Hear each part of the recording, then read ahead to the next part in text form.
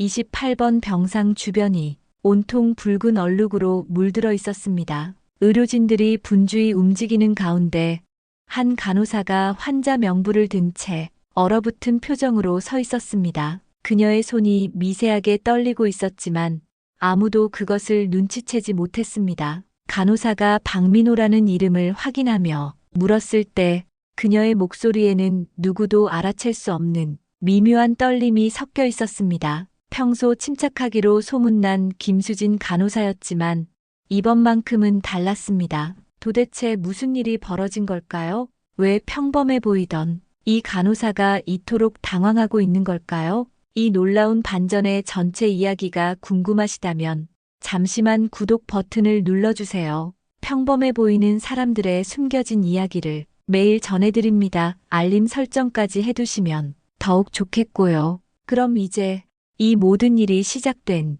그날 밤으로 돌아가 보겠습니다. 23시 50분 대학병원 응급실은 평소와 다름없이 바쁜 밤을 보내고 있었습니다. 김수진은 3년째 이곳에서 근무하고 있는 간호사였습니다. 동료들 사이에서는 꼼꼼하고 성실한 사람으로 통했고 특별히 눈에 띄는 점은 없어 보였습니다. 옆자리 간호사 미영이 오늘도 야근이냐며 걱정스럽게 물었습니다. 괜찮아요. 밤이 오히려 조용해서 좋아요. 수지는 미소를 지으며 답했지만 사실 밤 근무를 선호하는 이유는 따로 있었습니다. 낮 시간에는 너무 많은 사람들과 마주쳐야 했고 그럴 때마다 과거의 기억들이 자꾸 떠올랐습니다. 밤이면 조용해지고 그래야 마음도 편했습니다. 미영이 신기하다고 말했습니다. 수진이 환자들 상태를 보는 눈이 남달라서 의사들도 감탄할 정도라고 덧붙였습니다. 그냥 오래 하다 보니까요.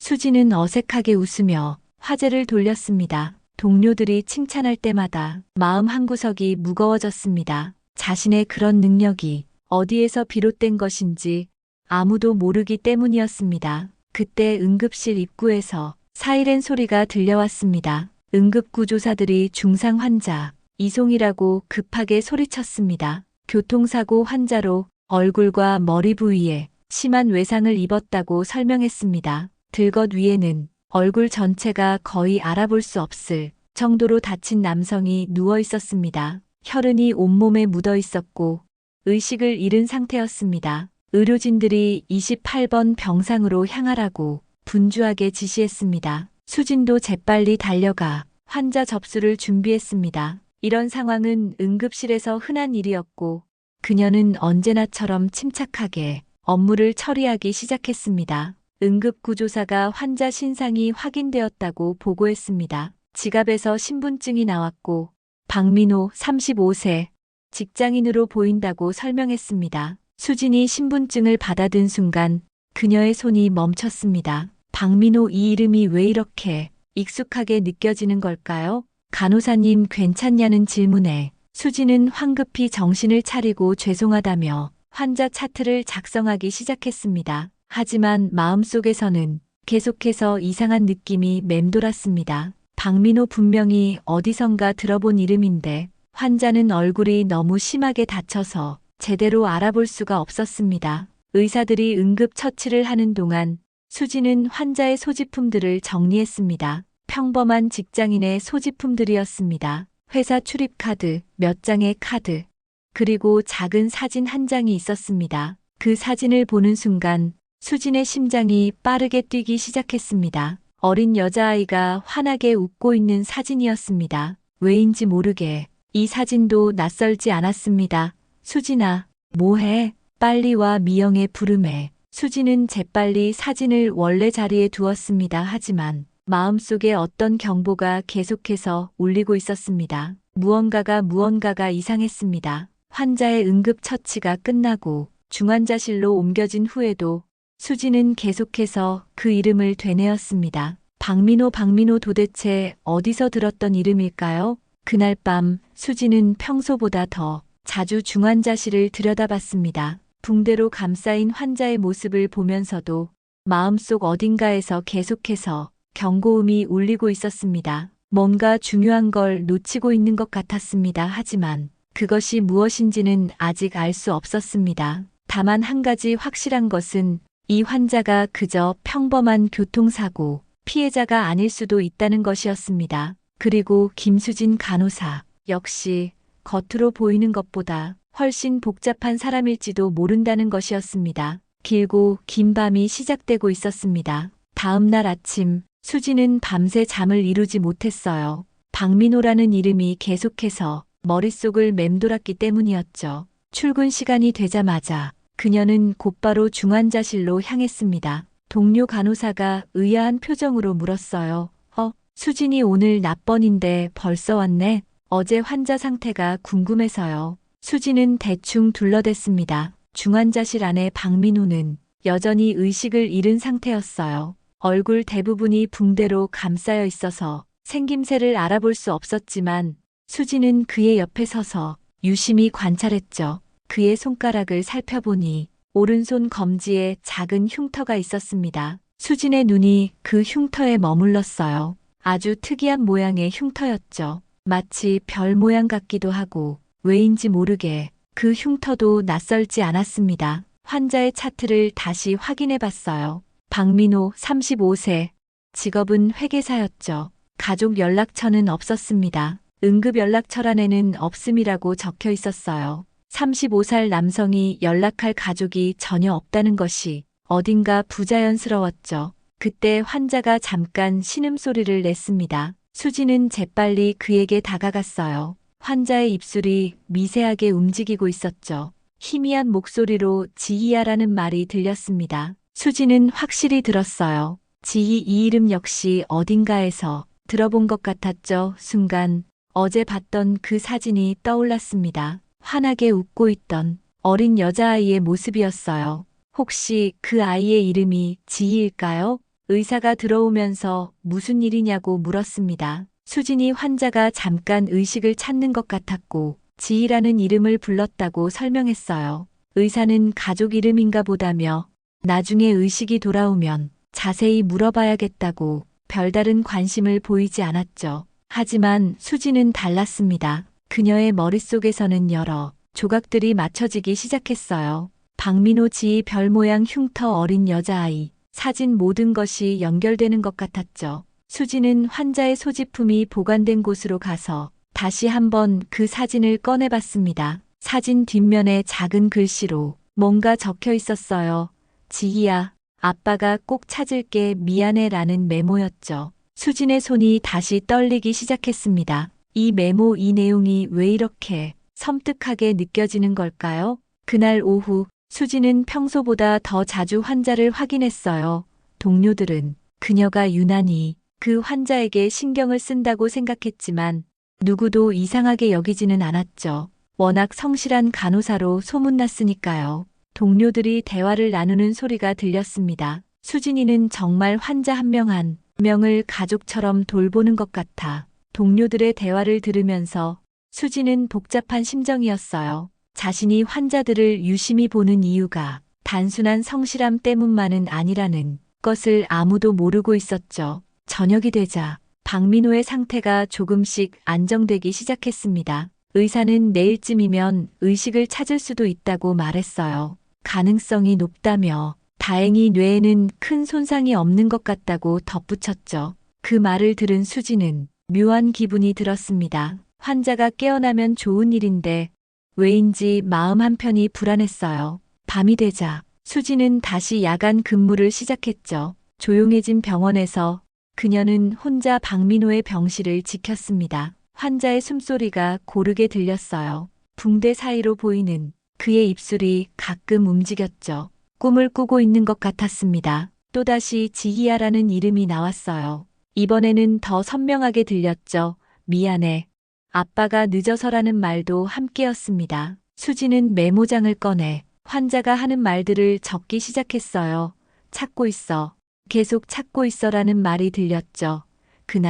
그날이 아니었으면이라는 후회 섞인 목소리도 이어졌습니다. 내가 더 조심했어야 했는데라는 자책하는 말도 나왔어요. 환자의 잠꼬대는 마치 어떤 사건에 대한 후회와 자책을 담고 있는 것 같았죠. 수지는 그 말들을 들으면서 점점 더 이상한 느낌을 받았습니다. 새벽 3시쯤 환자가 갑자기 몸부림을 쳤어요. 안 돼. 지희야. 환자가 소리를 지르며 깨어났죠. 수진이 재빨리 그에게 다가갔습니다. 환자는 거친 숨을 몰아쉬며 수진을 바라봤어요. 붕대 사이로 보이는 그의 눈에는 깊은 절망과 고통이 담겨 있었죠. 그가 지희가 어디 있냐고 내 딸이라고 말했을 때 수진의 가슴 한구석이 아려왔습니다. 지금은 밤이고 면회 시간이 아니라며 아침에 연락해보라고 조심스럽게 말했어요. 하지만 환자는 아니라며 지희는 하고 말을 잇지 못하고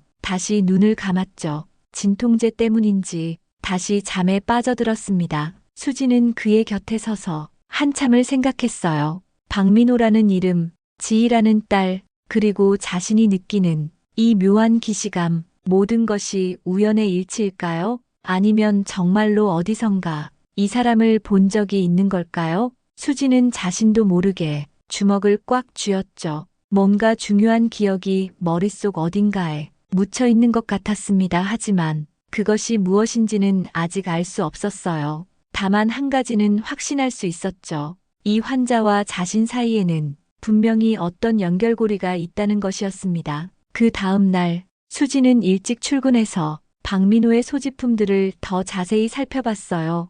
동료들은 그녀가 환자 관리에 특별히 신경 쓴다고 생각했지만 수진의 행동은 단순한 간병과는 달랐죠.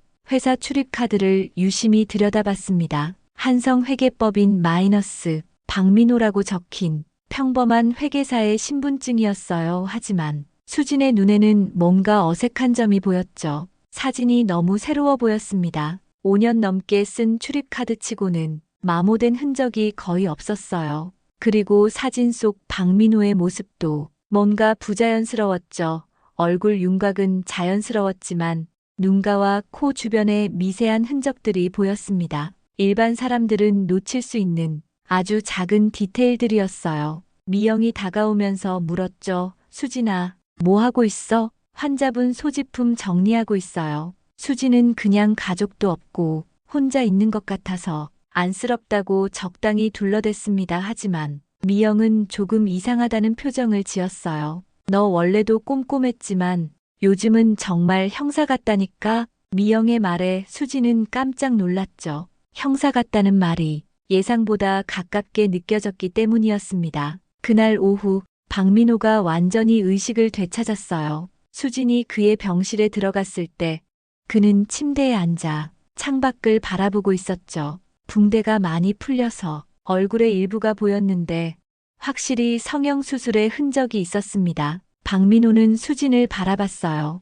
붕대로 가려진 얼굴이지만 그의 눈빛에는 뭔가 복잡한 감정이 담겨 있었죠. 간호사님께서 많이 돌봐주셨다고 들었다며 고맙다고 말했습니다. 수진이 과거 병력에 대해 조심스럽게 물었을 때 박민호의 표정이 순간 굳어졌어요. 왜 그런 걸 묻냐며 경계심을 드러냈죠. 치료에 참고하려고 한다고 수진이 설명했지만 그는 별거 아니라며 그냥 작은 사고가 있었을 뿐이라고 답했습니다. 그리고 시선을 돌려 더 이상 대화하고 싶어 하지 않는 기색을 보였어요. 삼성의료원에서 치료받으셨죠? 수진의 말에 박민호가 깜짝 돌아봤죠. 그의 눈에는 분명한 놀라움과 두려움이 섞여 있었습니다. 어떻게 그걸 아냐고 물었을 때 수진은 의료기록에 나와 있다고 답했어요. 박민호는 점점 더 의심스러운 눈으로 수진을 바라봤죠. 간호사가 환자 개인정보를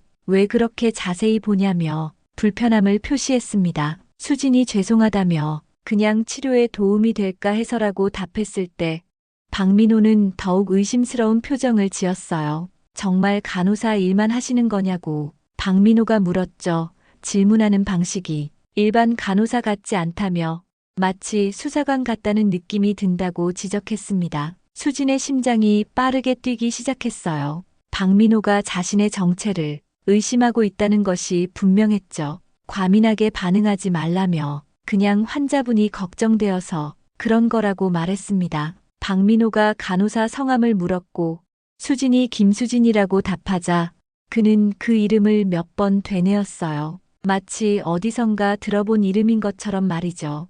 혹시 예전에 만난 적이 있냐고 물었을 때 수진은 아니라며 처음 뵙는 것 같다고 답했습니다. 하지만 박민호는 계속해서 그녀를 의심스럽게 바라봤어요. 그날 저녁 수진은 혼자 남아서 박민호에 대해 더 조사했죠. 한성회계법인에 전화를 걸어서 박민호에 대해 문의했습니다. 상대방이 박민호라며 저희 회사에 그런 직원은 없다고 답했어요. 수진의 심장이 빠르게 뛰기 시작했죠. 혹시 최근에 퇴사하신 건 아니냐고 물었지만 아니라며 저희가 소규모 회사라서 직원들을 다 알고 있는데 박민호라는 분은 일한 적이 없다고 명확히 답했습니다. 전화를 끊은 후 수진은 한동안 멍하니 앉아 있었어요. 박민호가 거짓말을 하고 있다는 것이 확실해졌죠. 인터넷 검색을 통해 삼성의료원의 오래된 기록들을 찾아봤습니다. 7년 전 신문 기사들을 검색해봤어요.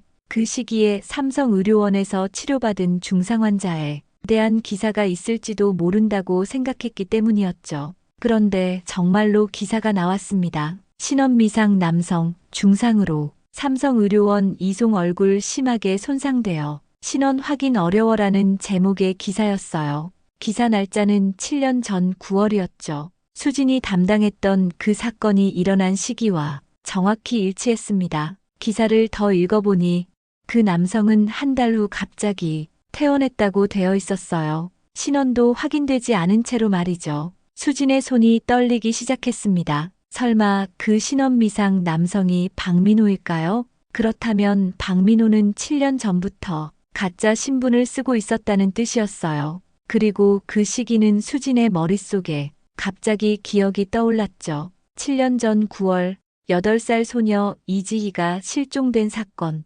자신이 담당 형사였던 그 사건이었습니다. 수진은 박민고가 계속 부르던 그 이름을 되뇌었어요. 이지희의 지희, 설마 그 지희가 7년 전 실종된 이지희일까요? 만약 그렇다면 수진은 급히 자신의 사물함으로 달려갔죠. 봉인해 둔 상자를 꺼내 이지희의 실종 사건 파일을 펼쳤습니다. 8살 소녀의 환한 웃음이 담긴 사진이 가장 위에 있었어요. 그리고 용의자 사진들 중 한 명의 이름, 옆에는 신원불명이라고 적혀 있었죠. 그 사진을 보는 순간 수진의 온몸에 전율이 흘렀습니다. 성형수술을 하기 전의 모습이었지만 분명했어요. 그 남자가 바로 지금 병실에 누워있는 박민호였죠. 수진은 파일을 다시 상자에 넣고 사물함을 닫았습니다. 머릿속이 복잡했어요. 만약 박민호가 정말 그 사건의 용의자라면 이지희는 어떻게 된 걸까요? 수진은 병원 복도를 걸으며 생각했죠.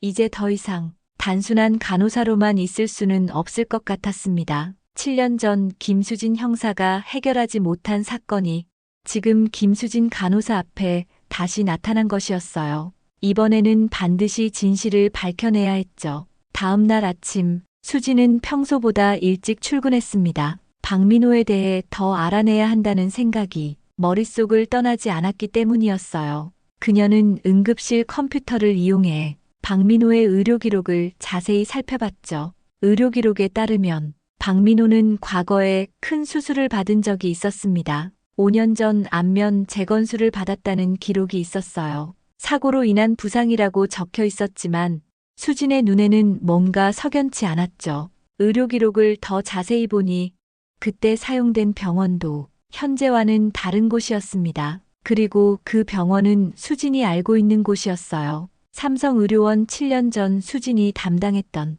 그 사건과 관련된 병원이었죠. 순간 수진의 머릿속에 어떤 기억이 스쳐 지나갔습니다. 흐릿하지만 분명히 뭔가 중요한 기억이었어요. 미영의 목소리에 수진은 깜짝 놀라며 돌아봤죠. 언제부터 거기 있었냐며 놀란 수진에게 미영은 방금 왔다고 했습니다. 뭘 그렇게 집중해서 보고 있었냐고, 환자 차트 보는 게 그렇게 재미있냐고 궁금해했어요. 그냥 궁금한 게 있어서요. 수진은 얼른 화면을 닫았죠. 미영은 요즘 정말 이상하다며 그 환자한테만 매달려 있는 것 같다고 지적했습니다. 혹시 뭔가 특별한 이유라도 있냐고 물었어요. 미영의 질문에 수진은 잠시 말을 잃었죠. 정말로 뭔가 특별한 이유가 있었지만 그것을 설명할 수는 없었습니다. 수진이 그냥 가족도 없고 혼자인 것 같아서 안쓰럽다고 답했을 때 미영은 원래도 환자들 잘 챙겼지만 이번엔 정도가 심한 것 같다고 말했어요. 마치 개인적인 일처럼 대하는 것 같다고 덧붙였죠. 미영의 말이 정확했습니다. 수진 자신도 이것이 단순한 직업적 관심이 아니라는 것을 알고 있었어요. 그날 오후 수진은 박민호의 병실로 갔죠. 그는 침대에 앉아 창밖을 바라보고 있었습니다. 붕대가 많이 풀려서 얼굴의 일부가 보였는데 확실히 성형수술의 흔적이 있었어요. 수진이 인사를 건네자 박민호는 많이 좋아진 것 같다고 답했죠. 하지만 그의 목소리는 차분했지만 수진은 그의 눈에서 경계심을 느꼈습니다. 수진이 과거 병력에 대해 조심스럽게 물었을 때 박민호의 표정이 순간 굳어졌어요. 왜 그런 걸 묻냐며 경계심을 드러냈죠. 치료에 참고하려고 한다고 수진이 설명했지만 그는 별거 아니라며 그냥 작은 사고가 있었을 뿐이라고 답했습니다.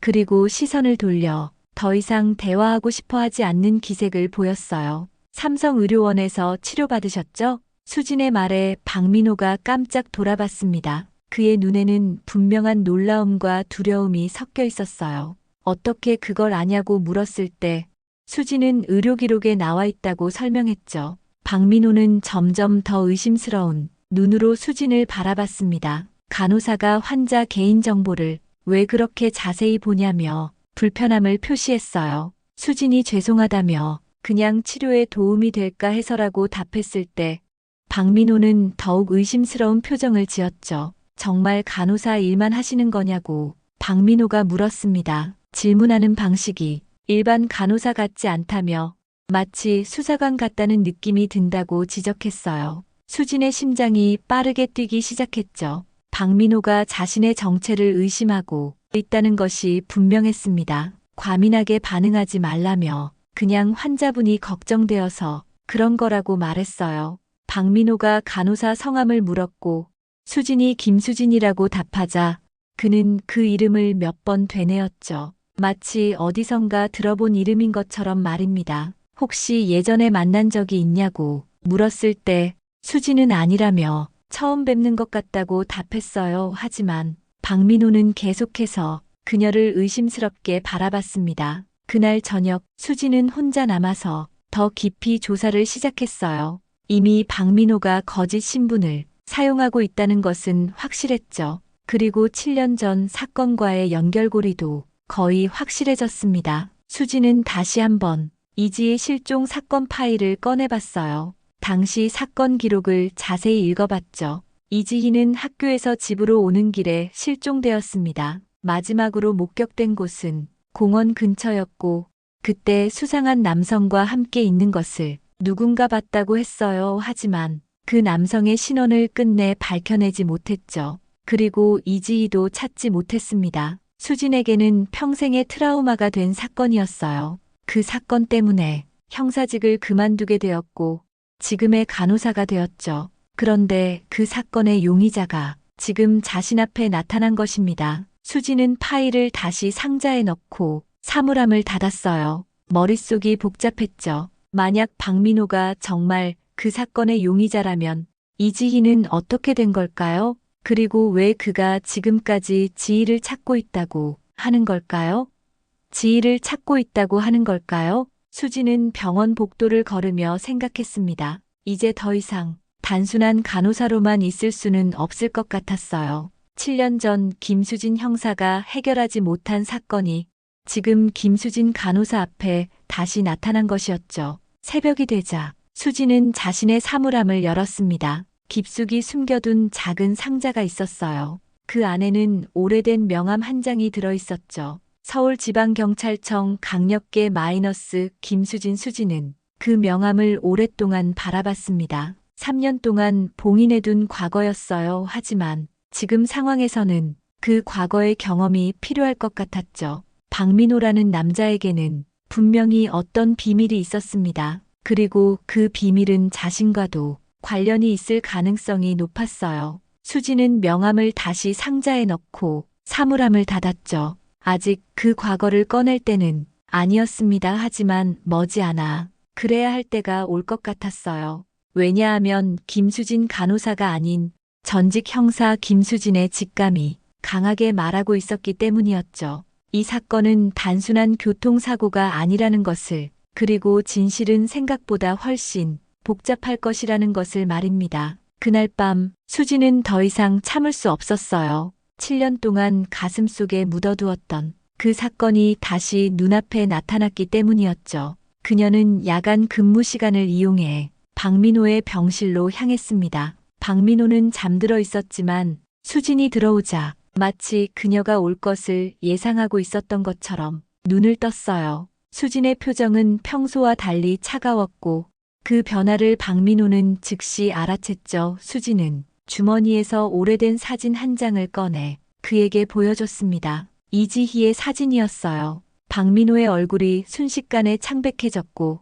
온몸이 떨리기 시작했죠. 수진이 차가운 목소리로 말했습니다. 이지희, 8살 7년 전 9월 11일 오후 3시경 학교에서 집으로 가는 길에 실종되었으며 마지막 목격 장소는 중앙공원 근처였다고 말이에요. 7년 동안 잊으려 해도 잊을 수 없었던 정보들을 기계적으로 나열했죠. 박민호가 지희라고 부르던 그 아이가 바로 이 아이인지 물었을 때 박민호는 아무 말도 할 수 없었습니다. 그의 눈에서 눈물이 흘러내리기 시작했어요. 수진이 드디어 자신의 정체를 밝혔죠. 김수진, 서울지방경찰청 강력계 소속이었으며 이지의 실종 사건의 담당 형사였다고 말했습니다. 박민호의 표정이 완전히 바뀌었어요. 놀라움과 두려움, 그리고 복잡한 감정이 한꺼번에 그의 얼굴에 나타났죠. 그녀는 주머니에서 7년 전 몽타주를 꺼냈습니다. 성형수술 전에 박민호 얼굴과 거의 일치하는 그림이었어요. 수진이 냉정하게 말했죠. 이 사람이 바로 당신이며 안면 재건술로 얼굴을 바꾸고 박민호라는 가짜 신분으로 살아온 것이라고 지적했습니다. 박민호는 더 이상 부인할 수 없다는 표정을 지었어요. 그는 고개를 떨구고 한참을 침묵한 후 마침내 인정했죠. 맞습니다. 하지만 동시에 자신이 지희를 해친 것이 아니라고, 자신이 지희의 아버지라고 주장했습니다. 수진은 그 말에 당황했어요. 이지희의 부모는 모두 확인했다고 반박했지만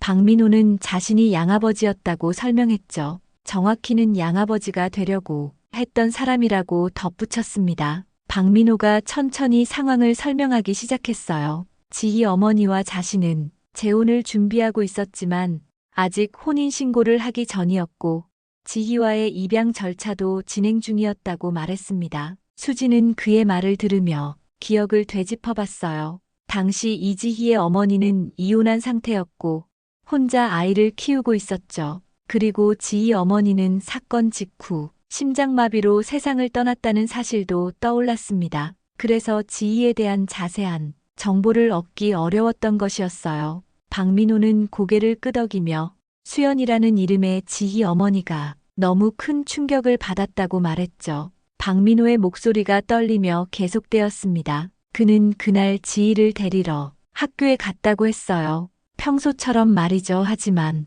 공원 근처에서 무언가 일어났다고 말을 잇지 못했습니다. 수진이 뭔가 일어났냐고 묻자 박민호는 진짜 범인이 따로 있었다고 말했어요. 자신보다 먼저 지희에게 접근한 사람이 있었고 자신은 그것을 막으려고 했다고 설명했죠. 그때 박민호는 심하게 다쳤다고 했습니다. 얼굴을 칼로 찢겼고 정신을 잃었으며 깨어났을 때는 병원이었다고 말했어요. 수진은 충격을 받았죠. 자신이 7년 동안 범인으로 생각했던 사람이 사실은 피해자였다는 것일까요? 지희가 어떻게 되었냐는 수진의 질문에 박민호는 자신도 모른다고 대답했습니다. 자신도 7년 동안 계속 찾고 있다고 말했어요. 그의 눈에서는 깊은 절망이 묻어났죠. 수진이 왜 경찰에 신고하지 않았냐고, 왜 신분을 숨기고 도망 다녔냐고 물었을 때 박민호는 경찰이 자신을 범인으로 몰았다고 대답했어요.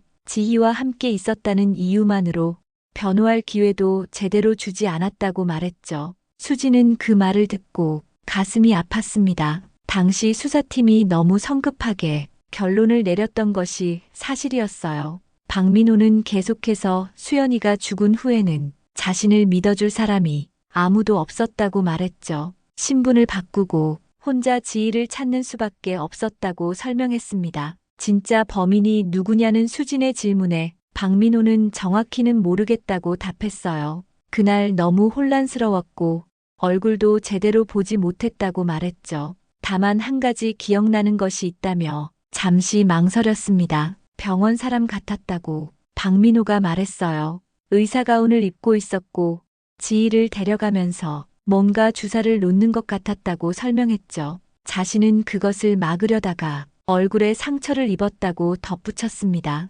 수지는 머릿속이 복잡해졌어요. 7년 동안 자신이 추적했던 것이 모두 잘못된 것이었다는 뜻일까요? 박민호가 7년 동안 혼자 지희를 찾아다녔냐고 물었을 때 그는 고개를 끄덕였죠. 전국의 병원들, 고아원들, 복지시설들, 갈 수 있는 곳은 다 가봤다고 박민호가 말했습니다. 하지만 찾지 못했고 지희가 살아있는지 죽었는지도 모르겠다고 목소리가 점점 작아졌어요. 수지는 그의 말을 들으며 깊은 죄책감을 느꼈습니다. 자신이 진짜 범인을 놓치고 무고한 사람을 의심했다는 사실이 너무 충격적이었어요. 그녀가 사과하자 박민호는 오히려 상황상 그럴 수밖에 없었을 것이라며 수진을 위로했죠. 박민호가 제안했습니다. 이제 함께 찾을 수 있지 않겠냐고.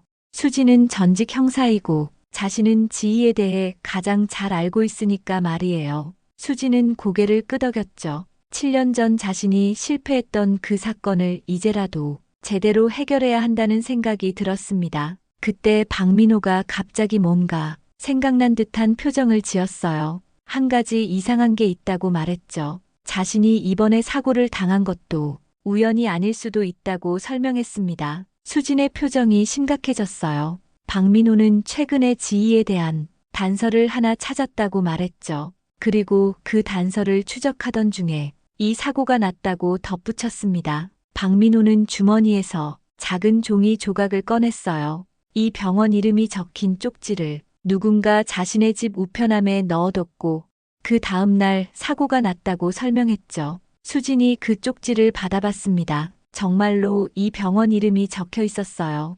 혹시 누군가 박민호를 이 병원으로 유인한 것은 아닐까 하는 생각이 들었죠. 두 사람은 서로를 바라봤습니다. 만약 그렇다면 지금도 누군가 그들을 지켜보고 있을지도 모른다는 뜻이었어요. 그리고 그 누군가는 7년 전 진짜 범인일 가능성이 높았죠. 다음 날 아침 수진과 박민호는 진짜 범인을 찾기 위한 본격적인 조사를 시작했어요. 두 사람 사이의 적대감은 완전히 사라졌고 이제는 같은 목표를 향해 움직이는 동료가 되었죠. 수진은 병원 내부를 조사하기로 결심했습니다. 만약 진짜 범인이 의료진이라면 이 병원과도 연관이 있을 가능성이 높았어요. 그리고 박민호를 의도적으로 이곳으로 유인했다는 것은 아직도 활동하고 있다는 뜻이었죠. 박민호는 퇴원 연기를 요청했습니다. 수진과 함께 진실을 밝혀내기 위해서였어요. 다행히 의사들은 경과 관찰이 필요하다며 며칠 더 입원할 수 있도록 허락해줬죠. 수진은 먼저 7년 전 삼성의료원에서 근무했던 의료진 명단을 확인해 보기로 했습니다. 혹시 그 중에 현재 이 병원에서 일하는 사람이 있을지도 모르니까요. 의무기록과에 가서 자료를 찾아볼게요. 수진이 박민호에게 말했어요. 박민호는 자신도 뭔가 할 수 있는 일이 없냐고 물었죠. 수진은 일단 주변을 관찰해 보라고 했습니다. 혹시 이상한 행동을 하는 의료진이나 자주 나타나는 사람이 있는지 말이에요. 수진은 의무기록과로 향했습니다. 다행히 그곳에서 일하는 직원과는 평소에 친분이 있었어요. 7년 전 삼성의료원 관련 자료가 필요하다고 설명했죠. 연구 때문에 필요한 거예요. 수진은 적당한 핑계를 댔습니다. 직원은 의아해했지만 수진의 평소 성실함을 알고 있었기 때문에 도움을 줬어요. 자료를 찾아보니 놀라운 사실을 발견했죠. 현재 이 병원의 이 원장이 7년 전 삼성의료원에서 근무했다는 기록이 있었습니다. 그것도 응급의학과에서 말이에요. 이 원장 수진은 그 이름을 곰곰이 생각해봤어요. 평소에 큰 특징이 없어 보이던 사람이었죠. 50대 중반의 조용한 의사였습니다. 하지만 지금 생각해보니 박민호가 입원한 후 유난히 자주 병실을 들락거렸던 것 같았어요. 수지는 급히 박민호의 병실로 돌아갔습니다. 박민호에게 이 원장에 대해 물어봤어요. 혹시 그 의사가 자주 왔다 갔다 하지 않았냐고 말이죠. 박민호는 고개를 끄덕였습니다. 정확히 그 의사였어요. 다른 환자들보다 자신에게 유난히 관심이 많다고 느꼈다고 말했죠. 그리고 이상하게도 항상 혼자 왔고 간호사들과도 거리를 두는 것 같았다고 덧붙였습니다. 그 의사가 올 때마다 이상한 질문을 했어요. 박민호가 말했어요. 가족이나 친구에 대한 질문이었죠. 특히 누군가 자신을 찾으러 오지 않았냐고 계속 물어봤다고 했습니다. 수지는 점점 확신하게 되었어요. 이 원장이 바로 그들이 찾던 사람일 가능성이 높았죠. 하지만 아직 확실한 증거는 없었습니다. 그때 박민호가 뭔가 생각난 듯한 표정을 지었어요. 아, 그런데 어젯밤에 이상한 일이 있었어요. 박민호가 말했죠. 새벽에 잠깐 깼는데 누군가 병실에 들어와서 자신을 지켜보고 있었다고 했습니다. 깜짝 놀라서 일어나려고 했는데 그 사람은 이미 사라진 후였어요. 수진의 표정이 심각해졌죠. 만약 그것이 이 원장이었다면 그는 아직도 박민호를 감시하고 있다는 뜻이었습니다. 우리가 함께 있는 걸 알면 위험할 수도 있어요. 수진이 걱정스럽게 말했어요. 하지만 박민호는 이제 진실에 가까이 왔는데 포기할 수 없다고 했죠. 두 사람은 조심스럽게 이 원장을 관찰하기 시작했습니다. 수진은 평소처럼 업무를 보면서 자연스럽게 이 원장의 동선을 파악했어요. 박민호는 병실에서 복도를 지켜봤죠. 며칠 동안의 관찰 결과 이상한 패턴을 발견했습니다. 이 원장은 밤 늦은 시간에 자주 병원을 나갔다가 새벽에 돌아왔어요. 그리고 그럴 때마다 조금씩 다른 모습이었죠. 마치 어딘가 다른 곳에 다녀온 것 같았습니다. 수지는 이 원장의 과거를 더 자세히 조사해보기로 했어요. 인사기록을 찾아보니 그는 7년 전 삼성의료원에서 갑자기 사직했다는 기록이 있었죠. 그리고 바로 이 병원으로 옮겨왔습니다. 시기가 너무 절묘했어요. 이지의 실종 사건 직후였죠. 뭔가 숨기고 있는 게 분명해요. 수진이 박민호에게 말했습니다. 하지만 아직 결정적인 증거가 없었어요. 그들에게는 더 확실한 증거가 필요했죠. 그때 박민호가 제안했습니다. 자신이 미끼가 되겠다고 말이에요. 이 원장이 정말 범인이라면 자신에게 뭔가 행동을 취할 것이라고 생각했죠. 너무 위험해요. 수진이 걱정했지만 박민호는 지희를 찾기 위해서라면 어떤 위험도 감수하겠다고 했습니다. 7년 동안 기다려온 기회였으니까요. 결국 두 사람은 신중한 계획을 세웠어요. 박민호가 이 원장에게 기억이 돌아오고 있다고 말하는 것이었죠. 그리고 수지는 숨어서 모든 것을 지켜보기로 했습니다. 계획을 실행할 날이 다가왔어요. 수지는 긴장했지만 동시에 마침내 진실을 밝힐 수 있을 것이라는 기대감도 컸죠. 7년 동안 해결하지 못했던 사건의 진실이 이제 곧 드러날 것 같았습니다. 그날 밤 계획이 실행되었어요. 박민호는 이 원장이 병실을 찾았을 때 연기를 시작했죠. 기억이 조금씩 돌아오고 있다고, 특히 사고 당일의 일들이 떠오르고 있다고 말했습니다. 이 원장의 표정이 순간 굳어졌어요. 평소의 온화한 모습과는 전혀 다른 긴장한 기색이 역력했죠. 그는 조심스럽게 물었습니다. 구체적으로 어떤 기억이 나는지 말이에요. 박민호는 준비한 대로 말했죠. 공원에서 지희와 함께 있었는데 의사가운을 입은 누군가가 다가왔다고 했습니다. 그리고 그 사람이 지희에게 뭔가 주사를 놓으려 했다고 덧붙였어요. 이 원장의 얼굴이 창백해졌습니다. 손이 미세하게 떨리기 시작했어요. 그는 그런 기억은 사고의 후유증일 수도 있다며 너무 무리하지 말라고 했죠. 하지만 그의 목소리에는 명백한 동요가 섞여 있었습니다. 혹시 그 의사의 얼굴이 기억나나요? 이 원장이 조심스럽게 물었어요. 박민호는 아직 흐릿하지만 조금씩 선명해지고 있다고 답했죠. 내일쯤이면 완전히 기억날 것 같다고 덧붙였습니다. 이 원장은 서둘러 병실을 나갔어요. 수지는 복도 모퉁이에 숨어서 모든 것을 지켜보고 있었죠. 이 원장의 당황한 모습을 보니 확신이 섰습니다. 그가 바로 진짜 범인이었어요. 하지만 수진이 예상하지 못한 일이 벌어졌죠. 이 원장은 곧바로 자신의 사무실로 가지 않고 병원 지하로 향했습니다. 수진은 조심스럽게 뒤를 따라갔어요. 지하에는 오래된 창고들이 있었죠. 이 원장은 그중 한 곳으로 들어갔습니다. 수진은 문틈으로 안을 들여다봤어요. 그리고 충격적인 광경을 목격했습니다. 창고 안에는 작은 침대와 책상, 그리고 벽에는 수많은 사진들이 붙어 있었어요. 모두 어린 아이들의 사진이었죠. 이 원장은 그 사진들 중 하나를 만지작거리고 있었습니다. 바로 이지희의 사진이었어요. 수진의 온몸에 소름이 돋았죠. 지희야, 아빠가 곧 데리러 갈게. 이 원장이 사진에 대고 중얼거렸습니다. 수진은 그 말을 듣고 더욱 충격을 받았어요. 이 원장이 자신을 지희, 아빠라고 생각하고 있었던 것이죠. 갑자기 이 원장이 뒤를 돌아봤어요. 수진과 눈이 마주쳤죠. 누구세요? 여기서 뭐 하는 거예요? 이 원장의 목소리가 차갑게 변했습니다. 수진은 순간 얼어붙었어요. 하지만 곧 정신을 차리고 침착하게 답했죠. 길을 잃었어요. 죄송합니다. 하지만 이 원장은 수진을 의심스럽게 바라봤습니다. 그리고 갑자기 무언가 깨달은 듯한 표정을 지었어요.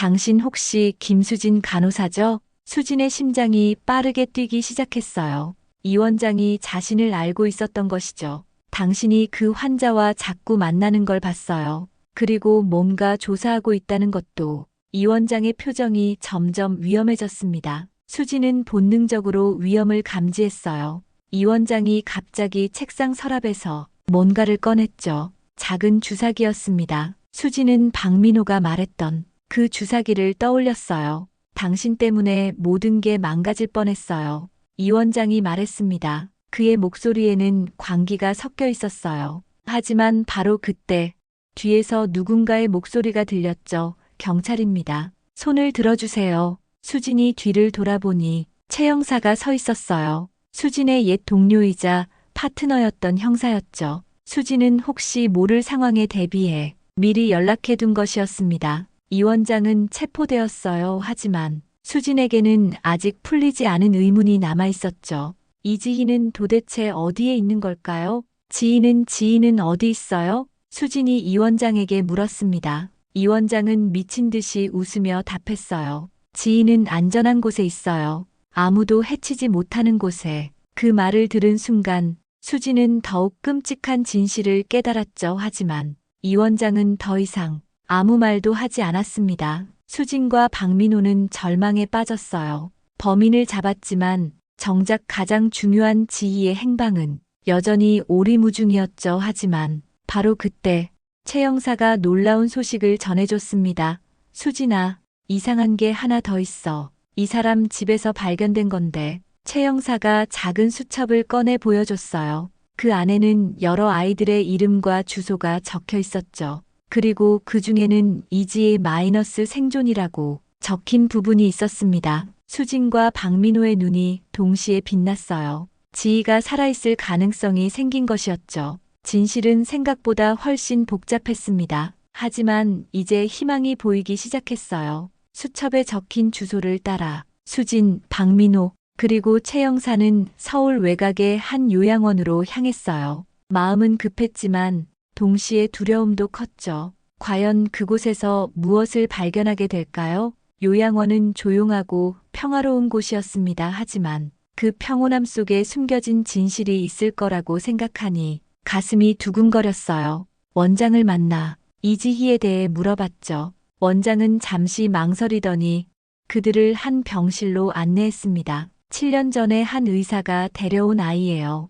원장이 조심스럽게 말했어요. 심한 정신적 충격을 받아서 기억을 잃은 상태였고 신원도 확인되지 않았다고 했죠. 그래서 희망이라는 이름을 지어주고 돌봐왔다고 설명했습니다. 병실 문을 열자 침대에 앉아 그림을 그리고 있는 15살 정도의 소녀가 보였어요. 박민호는 그 순간 무릎이 꺾어질 뻔했죠. 지희야. 박민호가 떨리는 목소리로 불렀습니다. 하지만 소녀는 고개를 들지 않았어요.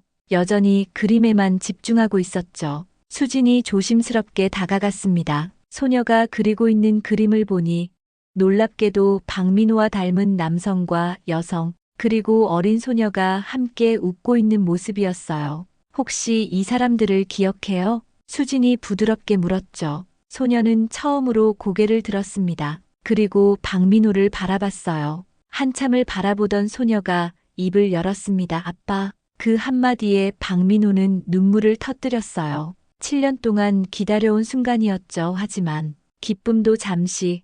소녀는 다시 혼란스러운 표정을 지었습니다. 오랜 기간 기억을 잃고 살았던 탓에 모든 것이 흐릿했어요. 원장이 설명했습니다. 소녀는 7년 동안 이곳에서 치료를 받아왔지만 그날의 충격이 너무 컸던 탓에 기억 회복이 쉽지 않았다고 했어요. 하지만 최근 들어 조금씩 과거의 기억들이 돌아오고 있었다고 덧붙였죠. 수지는 소녀에게 또 다른 질문을 했어요. 엄마는 엄마 기억도 나요? 소녀가 고개를 끄덕였습니다. 그리고 작은 목소리로 말했어요. 엄마는 하늘나라에 가셨어요. 박민호는 소녀를 조심스럽게 안아줬죠. 7년 만에 다시 만난 딸이었습니다. 그런데 바로 그때 소녀가 놀라운 말을 했어요. 그 나쁜 아저씨 저를 다른 곳에 데려가려고 했어요. 소녀의 기억이 조금씩 돌아오고 있었던 것이죠. 이 원장이 자신을 납치하려 했던 일을 기억하기 시작한 것이었습니다. 하지만 다른 아저씨가 구해주셨어요. 소녀가 계속 말했습니다. 다른 아저씨라니. 수진과 박민호는 의아해했어요. 원장이 설명했죠. 소녀를 데려온 의사는 이 원장이 아니었다고 했습니다. 다른 젊은 의사였는데 소녀를 구해서 이곳까지 데려왔다고 말이에요. 그 의사는 소녀가 위험에 처해 있다며 절대 누구에게도 말하지 말라고 당부했어요. 원장의 말에 모든 것이 명확해졌습니다. 이 원장이 지희를 납치하려 했을 때 다른 의사가 나타나서 지희를 구한 것이었어요. 그리고 그 의사는 지희를 안전한 곳에 숨겨두었던 것이었죠. 수지는 그제서야 깨달았습니다. 이 원장이 말했던 안전한 곳이 바로 이곳이었던 것이에요. 하지만 이 원장은 지희가 어디 있는지 정확히 몰랐던 것 같았죠. 그럼 그 의사는 누구예요? 박민호가 물었습니다. 원장은 잠시 망설이더니 답했어요. 이미 돌아가셨어요. 3년 전에 교통사고로. 그 의사는 지희를 구한 후 계속해서 이곳의 치료비를 지원해 주었다고 했어요. 그리고 절대 외부에 알리지 말라고 당부했었죠. 아마도 이 원장이 다시 지희를 찾을까봐 두려워했던 것 같았습니다. 모든 진실이 드러났어요. 이 원장은 여러 아이들을 노리는 범죄자였고 지희도 그의 표적이었죠. 하지만 용감한 의사 한 명이 지희를 구해냈고 7년 동안 안전하게 보호해온 것이었습니다. 박민호는 지희를 꼭 안으며 눈물을 흘렸어요. 7년 동안의 고통과 그리움이 한순간에 치유되는 느낌이었죠. 이제 집에 가자. 지희야. 박민호가 말했습니다. 지희는 아직 모든 기억이 돌아오지는 않았지만 아빠의 품이 따뜻하다는 것은 느낄 수 있었어요. 수지는 그 모습을 보며 깊은 감동을 받았습니다. 7년 전 자신이 실패했던 사건이 이렇게 아름답게 마무리되다니 기적 같은 일이었어요. 몇 달 후 지희는 박민호와 함께 새로운 삶을 시작했습니다. 기억은 천천히 돌아오고 있었고 아빠와의 시간을 통해 마음의 상처도 조금씩 아물어가고 있었어요. 수진도 변화했습니다. 더 이상 과거의 죄책감에 시달리지 않게 되었어요. 대신 환자들을 돌보는 일에서 더 큰 보람을 느끼게 되었죠. 어느 날 저녁 수진은 박민호와 지희를 만났습니다. 지희는 이제 수진을 은인, 이모라고 부르며 따랐어요. 정말 고마워요. 수진 씨. 박민호가 진심으로 감사를 표했습니다. 저야말로 고마워요. 덕분에 과거의 짐을 내려놓을 수 있었어요. 수진이 답했죠. 세 사람은 함께 저녁 하늘을 바라봤습니다. 과거의 아픔은 사라지고 새로운 희망이 시작되고 있었어요. 때로는 진실을 찾는 것이 오랜 시간이 걸릴 수도 있습니다. 하지만 포기하지 않는다면 언젠가는 반드시 빛을 볼 수 있죠. 그리고 그 진실은 우리가 상상했던 것보다 훨씬 따뜻하고 아름다울 수도 있습니다. 김수진 간호사와 박민호, 그리고 이지희의 이야기는 이렇게 해피엔딩으로 막을 내렸어요. 하지만 이것은 끝이 아니라 새로운 시작의 이야기였죠.